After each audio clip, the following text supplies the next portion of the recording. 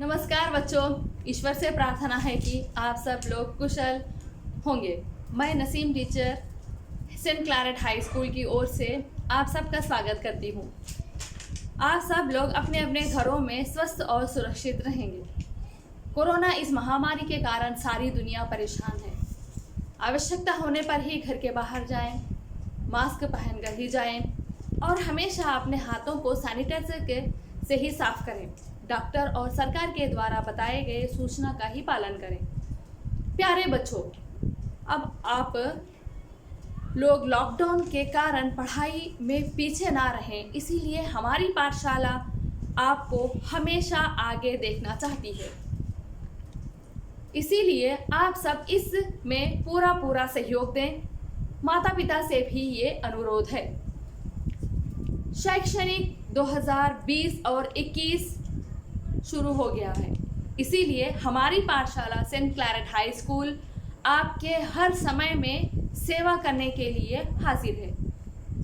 इसलिए हमारी पाठशाला की ओर से ऑनलाइन क्लासेस, वीडियो क्लासेस ले रहे हैं और आप लोग इसका सदुपयोग करें। इस ऑनलाइन क्लासेस के द्वारा आप लोग अपनी पढ़ाई को रोके बिना ही आसानी से पढ़ सकते हो और बिना कठिनाई से आसानी से पढ़ सकते हो और समझ सकते हो और अपने डाउट को भी पूछ सकते हो।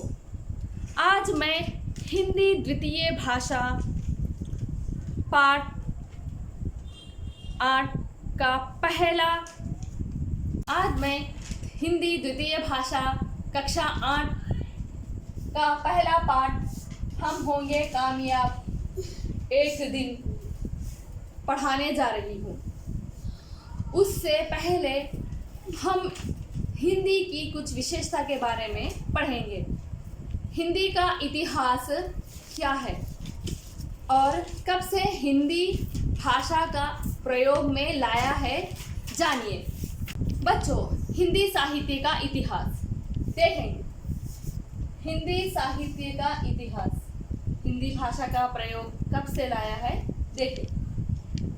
हिंदी साहित्य का इतिहास आचार्य रामचंद्र शुक्ल जी के अनुसार हिंदी को 4 भागों में विभाजित किया गया है। हिंदी का जो पीरियड है उसको 4 भागों में विभाजित किया गया है। देखें, आदिकाल जिसका समय है 1050 से 1375 तक। उसके बाद आता है भक्ति काल, इसका समय है 1375 से 1700 तक।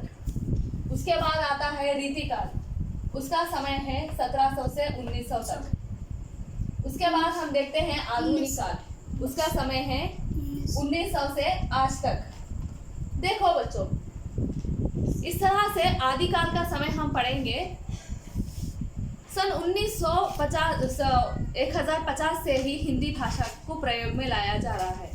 अब हम हिंदी भाषा की विशेषता के बारे में कुछ पढ़ेंगे। देखो बच्चों, हिंदी भाषा की विशेषता। अब हम हिंदी भाषा की विशेषता के बारे में कुछ जानकारी प्राप्त करेंगे। भारत एक विशाल देश है। इसमें अनेक राज्य और प्रत्येक राज्य की अपनी प्रादेशिक भाषा होती है। राज्य की सीमा में और प्रादेशिक भाषाओं में काम चलता है, परंतु राज्य के बीच में व्यवहार करने के लिए एक भाषा की आवश्यकता होती है और देश के प्रादेशिक भाषाओं में से जिसे अधिक लोग बोलते और समझते हैं वही देश की राजभाषा बन सकती है। इन सभी गुणों के कारण प्राचीन संस्कृति और सभ्यता से पूर्ण होने के कारण हिंदी भाषा को राजभाषा, राष्ट्रभाषा घोषित किया गया है। इसलिए देश के करोड़ों लोगों से बोली जाने वाली हिंदी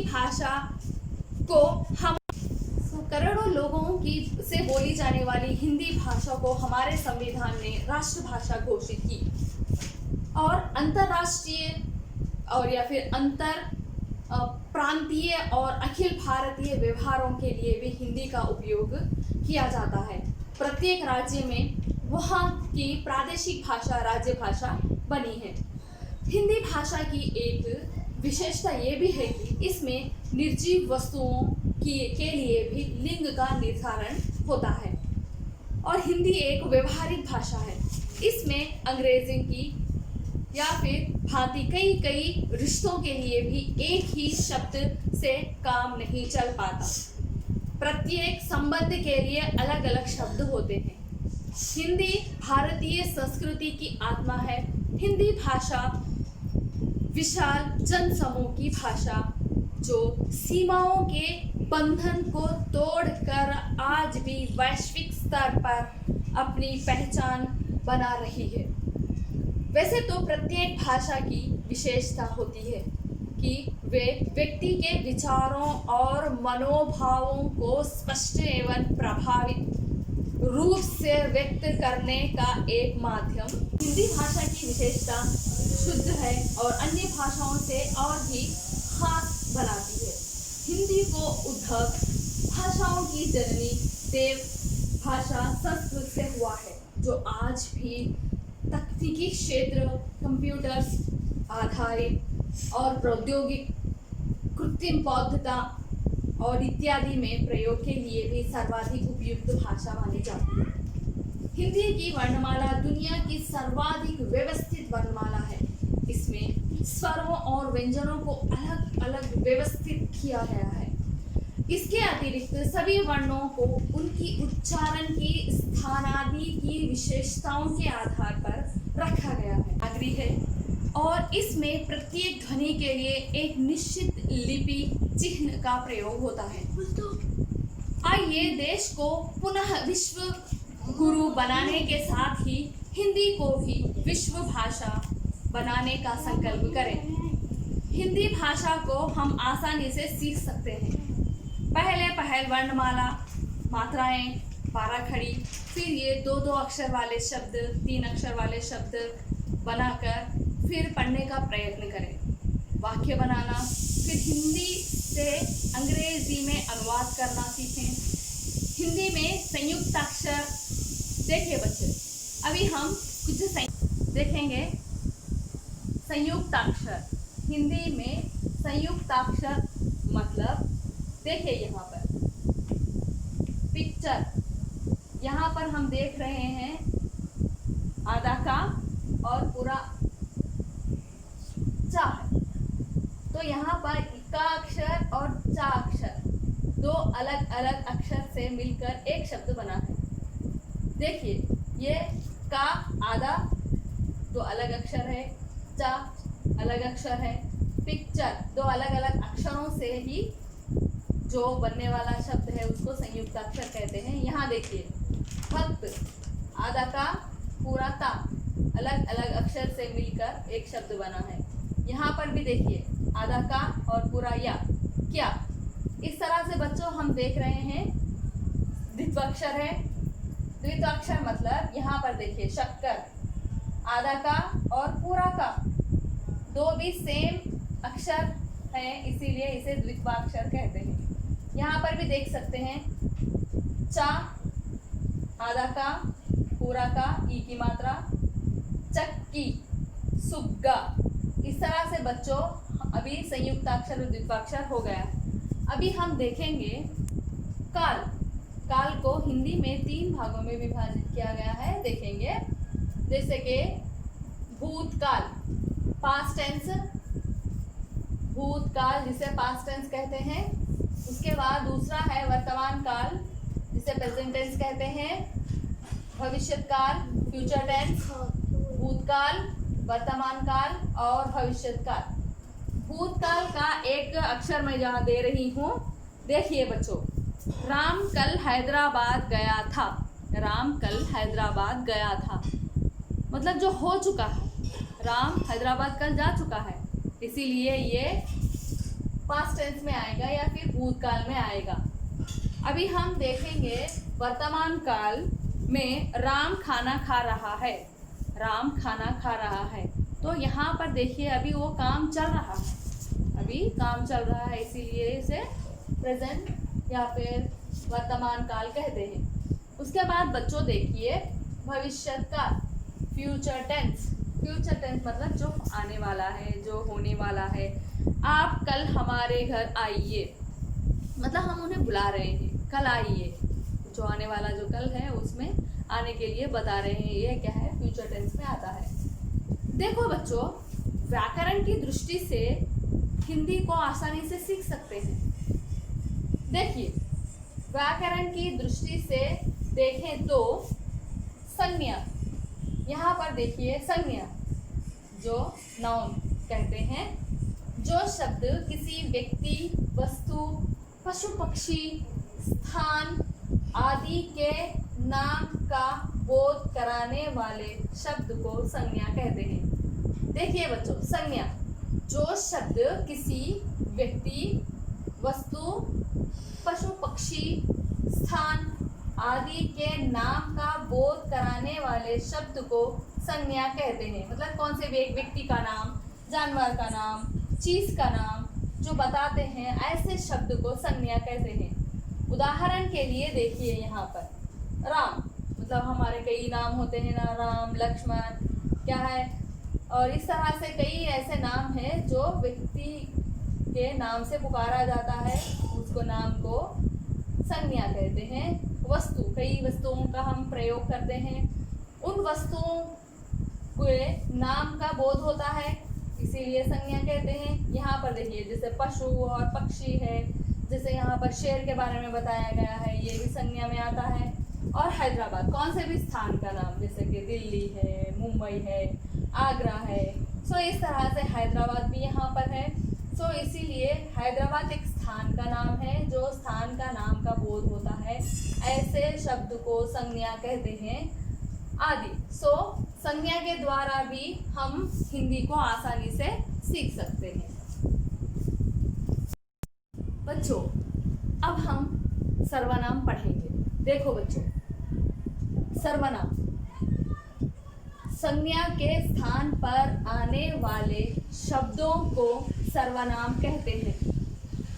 सर्वनाम संज्ञा के स्थान पर आने वाले शब्दों को सर्वनाम कहते हैं। उदाहरण जैसे कि मैं, तू, तुम, आप, यह, वह, ये, वे, हम आदि।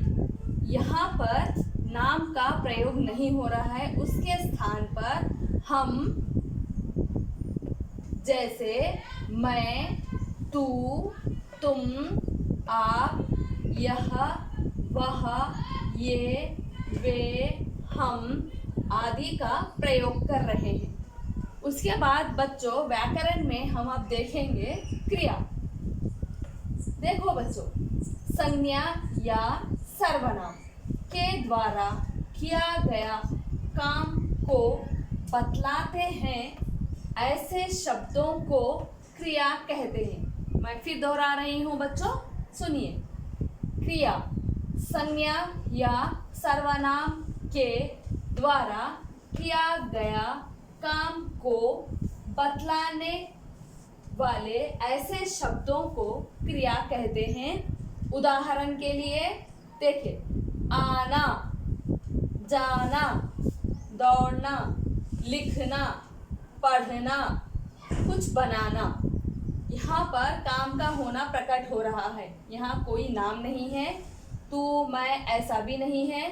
उनके स्थान पर हम जो शब्दों का प्रयोग करते हैं, ऐसे शब्द को क्रिया कहते हैं। उदाहरण के लिए आना, जाना, दौड़ना, लिखना, पढ़ना, बनाना आदि। तो बच्चों, उसके बाद हम देखेंगे विशेषण। विशेषण में देखेंगे जो शब्द संज्ञा या सर्वनाम की विशेषता बताते हैं, उन्हें विशेषण कहते हैं। विशेषण में जो शब्द संज्ञा या सर्वनाम की विशेषता बतलाते हैं, उन्हें विशेषण कहते हैं। यहाँ पर किसी की बात की विशेषता के बारे में बताया जाता है, उसे उदाहरण जैसे मोटा, वे मोटा है। चतुर, वे लड़का चतुर है। वह गरीब है, वह अमीर है। ये बहुत मीठा है, ये बहुत खट्टा है। पूरा काम करो, पूरा। एक और 10 इस प्रकार। देखे बच्चे, जैसे विशेषण में मोटा, चतुर, गरीब, अमीर, मीठा, खट्टा, पूरा, 1, 10 आदि ये सब विशेषण में आते हैं बच्चों। इस प्रकार अब हम पर्यायवाची शब्द या फिर समानार्थी शब्द पढ़ेंगे, उसकी जानकारी प्राप्त करेंगे। पर्यायवाची शब्द, समानार्थी शब्द। हिंदी के पर्यायवाची शब्द संस्कृत के तत्सम शब्द हैं, जिन्हें हिंदी भाषा में ज्यों का त्यों ग्रहण कर लिया गया है। हिंदी के पर्यायवाची शब्द संस्कृत के तत्सम शब्द हैं, जिन्हें हिंदी भाषा में ज्यों का त्यों ग्रहण कर लिया गया है, उसे पर्यायवाची शब्द कहते हैं। उदाहरण के लिए अंग, समानार्थी शब्द है उसका शरीर या फिर देह। अग्नि, आग, दहन। तो यहाँ पर हिंदी भाषा से सेम वही शब्द संस्कृत शब्द से हिंदी शब्द में सेम ज्यों के त्यों शब्दों का प्रयोग हिंदी में जब हो रहा है तब उसे पर्यायवाची शब्द कहते हैं। उदाहरण के लिए अंग, उसका अर्थ है समानार्थी शब्द या पर्यायवाची शब्द शरीर या फिर देह। अग्नि, उसका अर्थ है या समानार्थी शब्द या पर्यायवाची शब्द है आग। दहन। अब हम समास पढ़ेंगे। समास क्या है? देखो बच्चों, शब्द रचना का एक प्रमुख साधन है। समास शब्द रचना का एक प्रमुख साधन है जो शब्द रचना में सहायता होता है। समास दो या दो से अधिक शब्दों को आपस में मिलाकर एक स्वतंत्र शब्द की रचना कर देना। दो या दो से अधिक शब्दों को आपस में मिलाकर एक स्वतंत्र शब्द की रचना कर देना ही समास है। शब्द रचना का एक प्रमुख साधन है समास। दो या दो से अधिक शब्दों को आपस में मिलाकर एक स्वतंत्र शब्द की रचना कर देना ही समास है। समास के 6 भेद होते हैं। समास कितने प्रकार के होते हैं? 6। समास के 6 भेद होते हैं। कोई क्या क्या है बच्चों देखेंगे।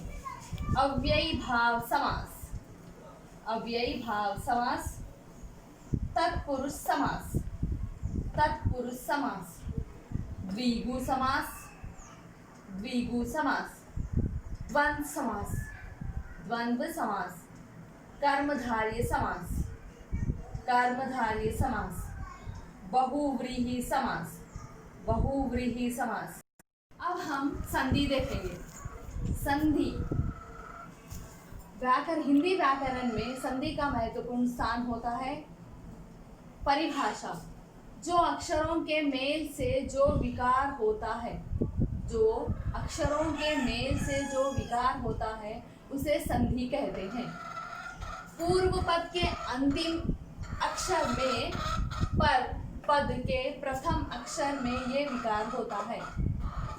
जो अक्षरों के मेल से जो विकार होता है उसे संधि कहते हैं। पूर्व पद, पूर्व पद मतलब यहाँ पूर्व पद के अंतिम अक्षर में पर पद के प्रथम अक्षर में ये विकार होता है। यहाँ देखेंगे बच्चे, पूर्व पद के अंतिम अक्षर में पर या फिर पूर्व पद के आखिर के अक्षर जो होता है में ये विकार होता है। ये दोनों में देखिए, उदाहरण के लिए राजा प्लस इंद्र, राजेंद्र। देव प्लस ऋषि, देव ऋषि। उदाहरण देखिए, राजा प्लस इंद्र, ये दोनों में ही इससे ही राजा प्लस इंद्र, राजेंद्र, देव प्लस ऋषि, देव ऋषि। बच्चों, अब हम देख लेंगे कुछ हिंदी में 4 प्रकार के शब्द पाए जाते हैं।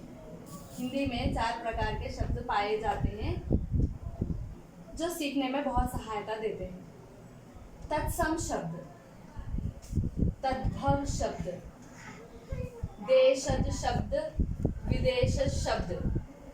हिंदी में 4 प्रकार के शब्द पाए जाते हैं। तत्सम शब्द, तद्भव शब्द, देशज शब्द, विदेशज शब्द। देखेंगे उदाहरण। तत्सम शब्द है क्या?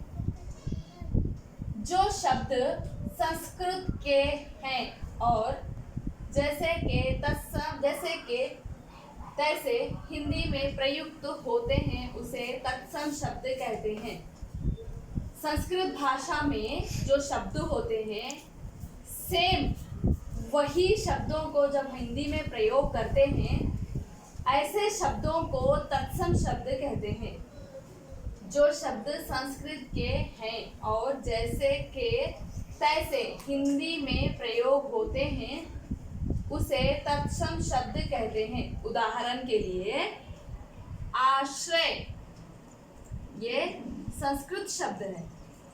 दीपक, वत्स, सत्य, आम्र, सूर्य आदि।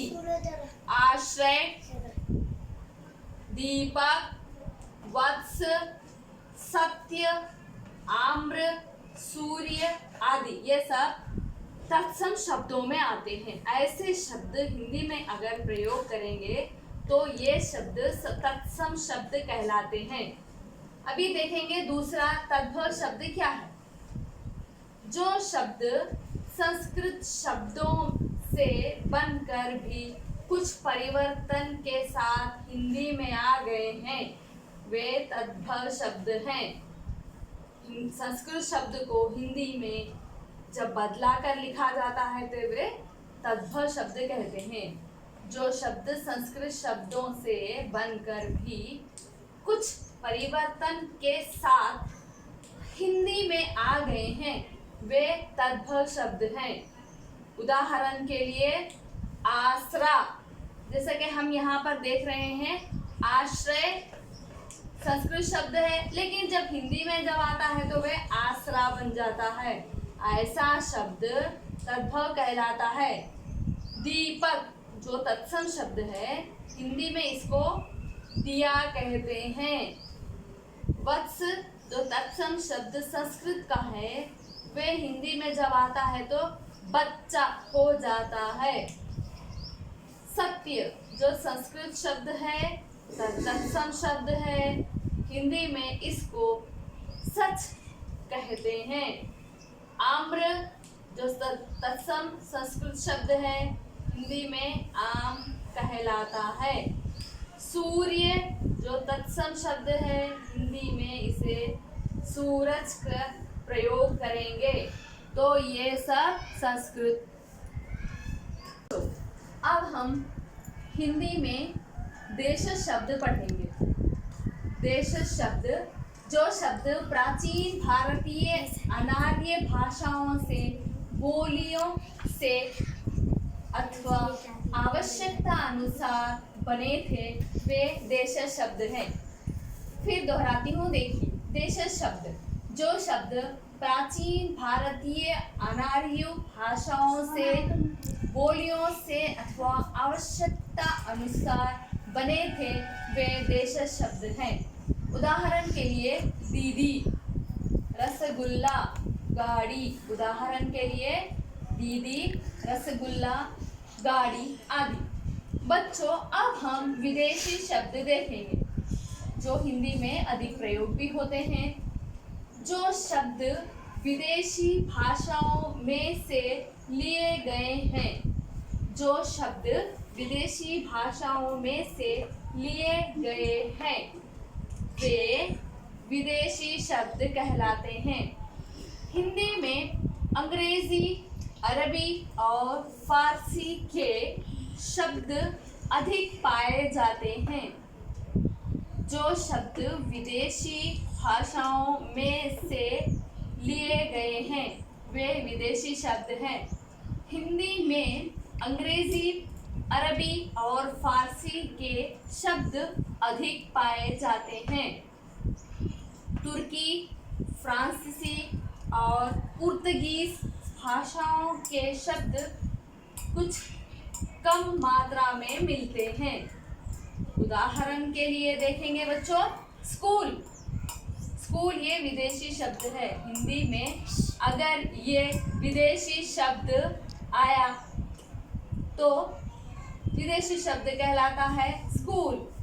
बोर्ड, स्टेशन, स्कूल आदि इस तरह से हम देखते हैं स्कूल, बोर्ड, स्टेशन आदि ये सब विदेशी शब्द। हम कारक की जानकारी प्राप्त करेंगे। कारक संज्ञा या सर्वनाम के जिससे वाक्य के अन्य शब्दों के साथ उनका संबंध सूचित हो उसे कारक कहते हैं। संज्ञा या सर्वनाम के जिससे वाक्य के अन्य शब्दों के साथ उनका संबंध सूचित हो उसे कारक कहते हैं। हिंदी में 8 कारक हैं। हिंदी में 8 कारक हैं। कारकों का बोध कराने के लिए संज्ञा के आगे जो प्रत्यय लगाए जाते हैं उन्हें विभक्तियां कहते हैं। तो उदाहरण के लिए बच्चों हम देखेंगे कारक के नाम कितने प्रकार के हैं। कर्ता कारक जिसमें ने का प्रयोग होता है। कर्म कारक जिसे को। कर्ण कारक के साथ, के द्वारा या से। संप्रदान कारक के लिए। अपादान कारक से अलग। संबंध कारक का, की, के। अधिकरण कारक में, पर। संबोधन कारक हे, अरे। बच्चों फिर देखेंगे कारक के नाम विभक्तियां। कर्ता कारक ने। कर्म कारक को। कर्ण कारक के साथ, के द्वारा से। संप्रदान कारक के लिए। अपादान कारक से अलग। संबंध कारक का, की, के। अधिकरण कारक में, पर। संबोधन कारक हे, अरे। बच्चों अब हम उपसर्ग के बारे में जानकारी प्राप्त करेंगे। उपसर्ग शब्दों के आदि में जुड़कर उनके अर्थ कोई विशेषता या फिर परिवर्तन लाने वाले शब्द को उपसर्ग कहते हैं। शब्दों के आदि में जुड़कर उनके अर्थ में कोई विशेषता या परिवर्तन लाने वाले शब्द को उपसर्ग कहते हैं। उदाहरण में अनुज जिसमें उपसर्ग अनु हो गया। प्रताप में प्रा। बच्चों हिंदी में शब्दों के आगे जो शब्द आकर उसमें कुछ विशेषता लाता है उसे उपसर्ग कहते हैं। उदाहरण के लिए अनुज में अनु, प्रताप में प्रा। ये जो प्रा है ये फर्स्ट लेटर जो है दिखाई दे रहा है वे उपसर्ग है। बच्चों अब हम प्रत्यय देखेंगे। प्रत्यय की भाषा में क्या विशेषता है। जो शब्दांश शब्दों के अंत लगाकर उनके अर्थ में विशेषता लाते हैं वे प्रत्यय शब्द कहलाते हैं। मैं फिर से दोहराती हूँ, देखिए। जो शब्द शब्दों के अंत लगाकर उनके अर्थ में विशेषता लाते हैं वे प्रत्यय शब्द कहलाते हैं। जैसे मिलावट जो शब्द है उसमें उसको अलग करने से मिला प्लस वट, ये इस तरह से ये लगाने से इसमें कुछ बदलाव आ रहा है। अंत में आने वाले शब्द को प्रत्यय कहते हैं। लक्कड़हारा, लक्कड़ प्लस हारा, हारा इसमें लगाने से इसमें ये शब्दों में कुछ बदलाव आया है। बच्चों अब हम व्याकरण में विलोम शब्द देखेंगे। हिंदी भाषा में विलोम शब्द का भी महत्वपूर्ण स्थान है। विलोम शब्द सीखें तो हम हिंदी को आसानी से सीख सकते हैं। उसमें क्या परिवर्तन आता है देखेंगे। देखो बच्चों, विलोम शब्द अपोजिट वर्ड्स, जैसे कि अनुकूल, अनुकूल उसका विलोम हुआ प्रतिकूल, अनुकूल का विलोम है प्रतिकूल। गरीब का विलोम शब्द हुआ अमीर, जय का विलोम शब्द हुआ पराजय। इस तरह से कई शब्द ऐसे हैं जो उसके विलोम शब्द हम आसानी से सीख सकते हैं। उसके बाद बच्चों हम देखेंगे पुनरुक्त शब्द। हम कभी कभी देखते हैं पाठ में भी या फिर हम रोज के बात करने के समय में भी ऐसे कुछ शब्द हैं जो बार बार आते हैं। पुनरुक्त शब्द, बार बार जो शब्द मिलकर आते हैं ऐसे शब्दों को पुनरुक्त शब्द कहते हैं। जैसे कि थका थका, तो हम उदाहरण बोलते हैं ना, वो लड़का बहुत ही थका थका आया है। इस तरह से ऐसे शब्द पुनरुक्त शब्द कहते हैं। सोचता सोचता, रामू सोचता सोचता चल रहा है। इस तरह के ऐसे शब्द पुनरुक्त शब्द कहते हैं।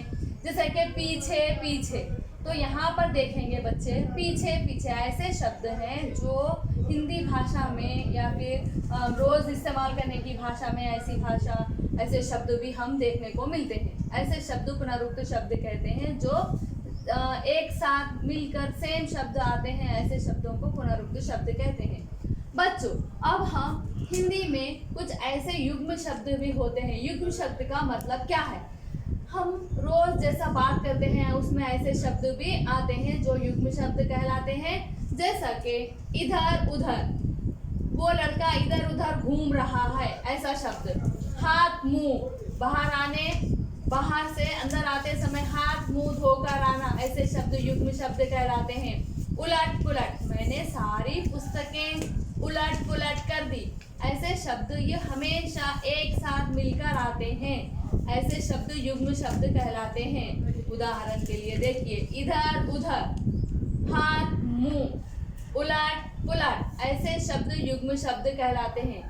उसके बाद बच्चों हम देखते हैं वचन, एकवचन और बहुवचन। जैसे कि तेलुगु में भी ऐसे ही प्रयोग होता है ना कि एकवचनम बहुवचनम, वैसे हिंदी में भी क्या है, एकवचन और बहुवचन का प्रयोग होता है। इंग्लिश में क्या है, सिंगुलर और प्लूरल। जैसा कि कई ऐसे उदाहरण शब्द मिलते हैं, उनमें से कुछ शब्द हम यहाँ देखेंगे। जैसा कि दरवाजा, ये सिंगुलर है, एकवचन है। दरवाजे ये कई है। दरवाजा दरवाजे। छुट्टी सिंगुलर और छुट्टियां प्लूरल में आता है। इस तरह से दरवाजा दरवाजे, छुट्टी छुट्टियां। अब तक हमने ग्रामर के द्वारा हिंदी भाषा सीखने में मदद मिलती है। बच्चों अभी इस्तेमाल की भाषा में भी आप हिंदी का प्रयोग करें, आसानी से सीख सकते हैं। आज हम कक्षा 8 हिंदी द्वितीय भाषा पाठ 1, हिंदी द्वितीय भाषा पाठ 1, पाठ का नाम है हम होंगे कामयाब एक दिन। पाठ का नाम है हम होंगे कामयाब एक दिन। ये कविता पाठ है, इसे हम आज पढ़ेंगे। उससे पहले हम चित्र देखेंगे। बच्चों पाठ्य पुस्तक में पृष्ठ संख्या 1 में चित्र देखिए। बच्चों चित्र देखिए,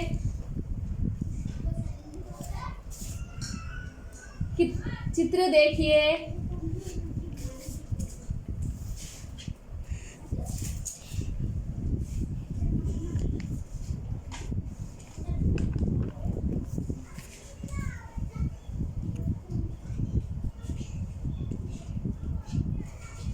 बच्चों चित्र देखिए। अभी जो मैं प्रश्न बोल रही हूँ वो प्रश्न को सुनिए। चित्र देखकर प्रश्नों के उत्तर देना है। बच्चों चित्र देखिए, इसमें कुछ प्रश्न पूछे गए हैं। कुछ प्रश्न पूछे गए हैं।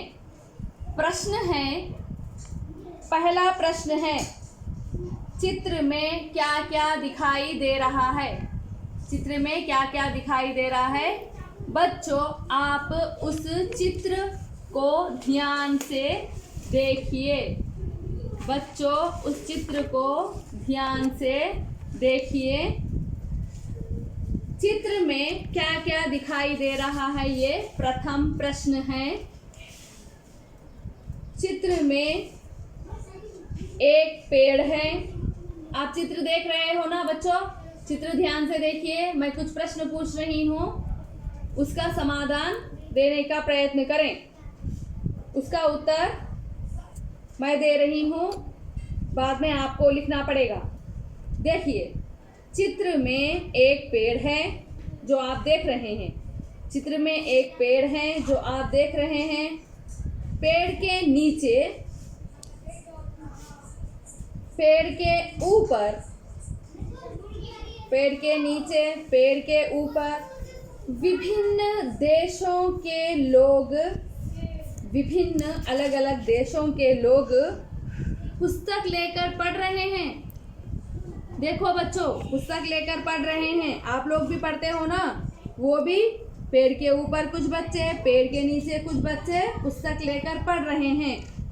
पेड़ का ऊपरी भाग, पेड़ का ऊपरी भाग विश्व मानचित्र, जैसा ग्लोब बोलते हैं ना, विश्व मानचित्र के आकार में है। वो कैसा दिखाई दे रहा है आपको? पूरा चित्र जब हम देखते हैं तब ग्लोब जैसा या फिर विश्व मानचित्र के आकार में है। उस मानचित्र में उन देशों में रहने वाले, उन देशों में रहने वाले लोगों की वेशभूषा है। देखो बच्चों, ध्यान से, उस चित्र में अलग अलग बच्चे अलग अलग वेश धारण किए हुए हैं। अलग अलग वेश धारण किए हुए हैं। जैसे कि भारत में रहने वाले लोगों का पहनावा अलग होता है ना, वैसे ही अलग अलग भाषा में, अलग अलग देशों में रहने वाले लोगों के भी वेशभूषा कुछ अलग होती है। और छोटे छोटे चिड़िया भी दिखाई दे रही है बच्चों। ध्यान से देखो, छोटे छोटे चिड़िया भी दिखाई दे रही है। अब थोड़ा नीचे देखो बच्चों, प्रश्न, दूसरा प्रश्न देखो बच्चों, वे क्या कर रहे हैं? वो सब बच्चे जो चित्र में दिखाई दे रहे हैं वो क्या कर रहे हैं? बच्चों, अभी चित्र में देखो बच्चों, वे सभी हाथ में किताब लेकर पढ़ रहे हैं। वे सारे बच्चे किताब लेकर पढ़ रहे हो। तुम लोग भी अच्छे बच्चे हो ना? तुम लोग भी अपनी अपनी पुस्तक देकर पढ़ते हो ना? वैसे ही वो सारी दुनिया के अलग अलग देशों के बच्चे अपने हाथों में किताब लेकर पढ़ रहे हैं। बच्चों, वे अभी देखिए तीसरा प्रश्न देखेंगे बच्चों। तीसरा प्रश्न क्या है? वे एक दूसरे से क्या बात कर रहे होंगे? सुना है बच्चों? वे एक दूसरे से क्या बात कर रहे होंगे? चित्र में हम देख रहे हैं अलग अलग देश के अलग अलग लोग पुस्तक लेकर पढ़ रहे हैं ना, वो एक दूसरे से क्या बातें कर रहे होंगे? तुम लोग भी कक्षा में कभी कभी बात करते हो ना, वैसे ही ये लोग भी कुछ बात कर रहे हैं। वे क्या बात कर रहे हैं? बच्चों, अब आप चित्र में देखो। चित्र में वे, मालूम है, पता है आपको, वे एक दूसरे से क्या बातें कर रहे हैं? वे एक दूसरे से किताब के विषयों में या फिर विषयों के बारे में पूछ रहे होंगे। वो क्या देख रहे हैं?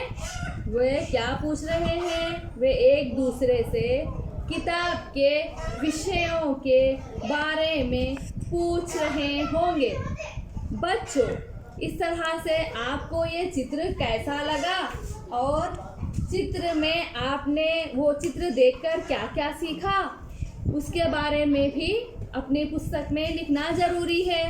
बच्चों, अब हम हिंदी कविता पाठ 1 हम होंगे कामयाब पठन करने जा रहे हैं। उससे पहले हम उसके कवि परिचय के बारे में कुछ जानकारी प्राप्त करेंगे। ठीक है बच्चों, सुनिए। कवि परिचय देखिए। मूल कवि, अब आप चित्र में देख रहे हो ना, इसके मूल कवि कौन है? हाँ, देखिए कौन है? Charles Albert Tinley. आश्चर्यचकित हो गए, अरे हिंदी के चार्ल्स अल्बर्ट टिनली? नहीं, देखिए सुनिए कौन है ये। हम होंगे कामयाब अंग्रेजी कविता है। अंग्रेजी में चार्ल्स अल्बर्ट टिनली ने लिखा था। उनका जीवन काल देखेंगे बच्चों। उनका जन्म 1851 में हुआ था। बच्चों, इनके कवि कौन है? Charles Albert Tinley. इनका जीवन काल, जन्म 1851 में, पता है बच्चों? उसके बाद उनकी मृत्यु कब हुई? 1933 में हुई। उनकी मृत्यु 1933 में हुई। उनके द्वारा लिखी गए रचनाएं क्या क्या है पता है? बहुत सारी रचनाएं हैं। उनमें से कुछ प्रमुख रचनाएं यहाँ दी गई हैं। ये सब अंग्रेजी में हैं। न्यू सॉन्ग्स ऑफ पैराडाइज इनके द्वारा लिखे गए रचना है। New songs of paradise. ये तो हुआ हम होंगे कामयाब, अंग्रेजी में लिखा गया था। इसके लेखक चार्ल्स अल्बर्ट टिनली। अभी बच्चों, आप बहुत उत्सुक हो ना, हिंदी के अनुवादक कवि कौन है? हाँ बच्चों, अभी बहुत उत्सुक है ना। हाँ, मैं जानती हूँ ये कविता तो हिंदी में है, लेकिन आप जानना चाहते हैं इसके कवि कौन है। ठीक है, मैं बता देती हूँ। अनुवादक, हिंदी के अनुवादक कवि चार्ल्स अल्बर्ट टिनली थे ना अंग्रेजी में। अभी हिंदी के अनुवादक कवि हैं गिरिजा कुमार माथुर। हिंदी के प्रमुख कवि हैं गिरिजा कुमार माथुर। उनका जीवन काल जानना चाहते हो बच्चों? ठीक है, बता देती हूँ। उनका जन्म हुआ 1919 में। उनका जन्म हुआ 1919 में और उनकी मृत्यु हुई 1900, बताइए, अभी आप चित्र देख रहे हैं ना, 94 में हुई थी। अनुवादक कवि गिरिजा कुमार माथुर। जीवन काल, उनका जन्म 1919 और उनकी मृत्यु 1994 में हुई थी। उनके द्वारा लिखे गई रचनाएं, मैं वक्त के हूँ सामने। उनके द्वारा लिखी गए कई रचनाएं हैं। उनमें से प्रमुख रचना है मैं वक्त के हूँ सामने आदि। बच्चों, ध्यान से सुन रहे हो ना? देखिए, उन्हें कुछ पुरस्कार भी मिला था। जानते हो, आपको भी कभी कभी पुरस्कार मिलते हैं ना, वैसे ही उन्हें भी एक पुरस्कार मिला था। वो पुरस्कार जानना चाहते हो क्या है? हाँ, देखिए, उनको कौन सा पुरस्कार से सम्मानित किया गया था? हिंदी साहित्य अकादमी पुरस्कार। उन्हें साहित्य अकादमी पुरस्कार से सम्मानित किया गया था। बच्चों, और एक बार देख लेना कवि। बच्चों, अब हम फिर से एक बार देखेंगे मूल कवि जिन्होंने अंग्रेजी में हम होंगे कामयाब लिखा था ना। उनके मूल कवि है चार्ल्स अल्बर्ट टिनली। जीवन काल, उनका जन्म 1891 में और उनकी मृत्यु 1933 में हुई थी। उनके द्वारा लिखी गए कुछ रचनाएं हैं, प्रमुख हैं न्यू सॉन्ग्स ऑफ पैराडाइज आदि। बच्चों, अब हम अनुवादक कवि और एक बार दोहराएंगे, देख लेना। देखिए, अनुवादक कवि गिरिजा कुमार माथुर। जीवन काल है, जन्म है 1919 और उनकी मृत्यु है 1994 में हुई थी। उनके द्वारा लिखी गए कुछ रचनाएं हैं। उनमें से प्रमुख हमने लिया है मैं वक्त के हूँ सामने आदि। उन्हें कुछ पुरस्कार से सम्मानित किया गया है। वो पुरस्कार हैं हिंदी साहित्य अकादमी पुरस्कार। उन्हें हिंदी में कौन सा पुरस्कार से सम्मानित किया गया है? साहित्य अकादमी पुरस्कार। साहित्य अकादमी पुरस्कार। बच्चों, आज हमने आज के दिन हमने बहुत कुछ सीखा है। उसमें से हमने क्या सीखा एक बार देखेंगे। बच्चों देखिए, पहले हमने हिंदी साहित्य का इतिहास के बारे में जानकारी प्राप्त की है। हिंदी साहित्य के इतिहास के बारे में कुछ जानकारी प्राप्त किए थे। उसके बाद हिंदी की विशेषता के बारे में भी जानकारी प्राप्त किए थे। हिंदी व्याकरण के बारे में भी कुछ दृष्टिकोण किया था। हिंदी व्याकरण के बारे में भी कुछ जानकारी हमें मिली। उसके बाद पाठ के चित्र देखकर प्रश्नों के उत्तर भी दिए गए थे ना। पाठ के चित्र देखकर प्रश्नों के उत्तर भी दिए गए हैं। उसके बाद पाठ के कवि के बारे में पढ़ा है। पाठ के 2 कवि थे, क्या है, चार्ल्स अल्बर्ट टिनली और दूसरा मूल कवि कौन थे? बताओ बच्चों, गिरिजा कुमार माथुर थे। इस तरह फिर हम अगली कक्षा में कविता का पाठ पढ़ेंगे। तब तक आप सब इसका अध्ययन करें और आप अपने जितने भी तुमने सुना है उसे निबंध रूप में लिखें। कुछ छोटे छोटे प्रश्नों के उत्तर देने का प्रयत्न करें और भाषा को समझकर लिखने का प्रयत्न करें। और जितने भी प्रश्न दिए गए हैं, 3 प्रश्न चित्र देखकर प्रश्न लिखना है ना, प्रश्नों के उत्तर लिखना है, उसको 2 बार अपनी पुस्तक में लिखें ताकि वो आप ध्यान से पढ़ सको, लिख सको। और इस तरह से बच्चों, अलविदा, धन्यवाद।